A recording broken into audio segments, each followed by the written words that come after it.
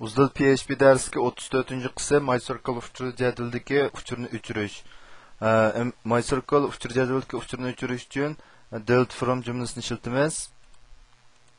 Buning grammatikasiga qaraydigan bo'lsak, delete from keldi, andan keyin jadval nomi, where keldi, andan keyin jadvaldagi elementning nomi, shu jadvalningki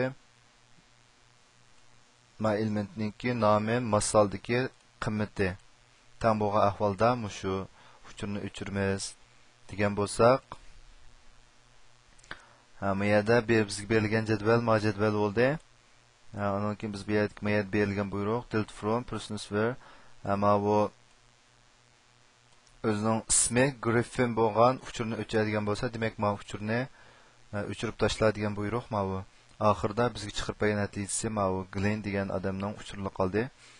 Qolgan Griffinniki qolgan uchurlarning hammasi bir qurdagi uchurlari o'chirib tashlandi.